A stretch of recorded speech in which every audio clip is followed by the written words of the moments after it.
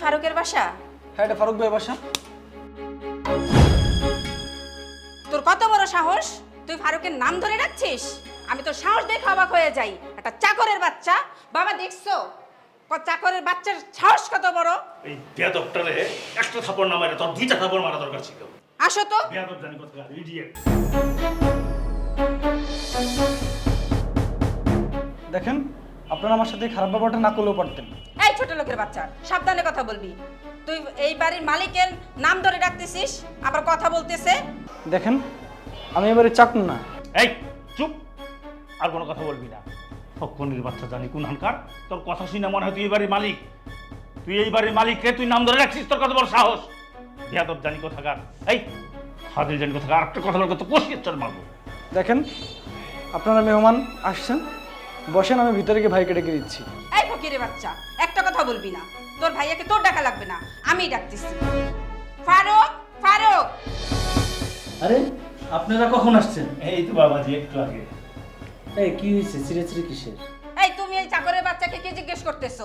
এই চাকরের বাচ্চা তোমাকে ভাইয়া বলে ডেকেছে, তাই আমি ওর গায়ে একটা ঠাস করে চড় মেরেছি। চটকানা মারছো? তুমি জানো কার চটকানা মারছো? এ আমার ছোট ভাই। কিন্তু ওর পোশাক আশাক ব্যাজ দেখে তো মনে হয় না তোমার ছোট ভাই, ওকে চাকরের মতো মনে হচ্ছে। আচ্ছা ঠিক আছে, ও আমার বাড়ির চাকর অথবা অন্য বাড়ির চাকর, ও তো মানুষ। দেখেন চাচা, এই যে আপনি মুরব্বী মানুষ, আপনার মেয়েকে এই শিক্ষা দিচ্ছেন,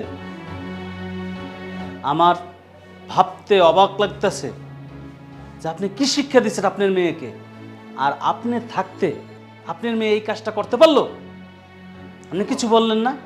আমার মনে হয় কি জানেন, আপনার বাড়িতে যে চাকর আছে অথবা দারোয়ান আছে তাদের সাথেও ব্যবহার এরকম করেন, কারণ আপনার শিক্ষা পাইয়া আপনার মেয়ে তাই শিখছে। আপনার মেয়েকে শিক্ষা দিতে পারেন নাই। যেখানে আপনারা মানুষকে মূল্যায়ন দিতে জানেন না, মূল্যায়ন দিতে পারেন না, তার মেয়ে কখনো আমি বিয়ে করতে পারি না।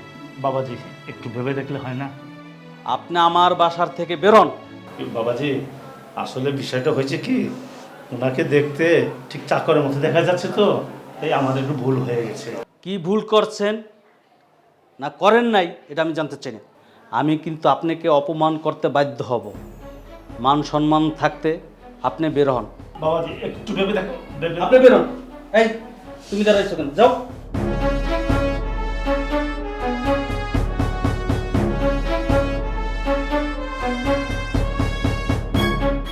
থাক ভাই, তুমি উত্তেজিত হইও না।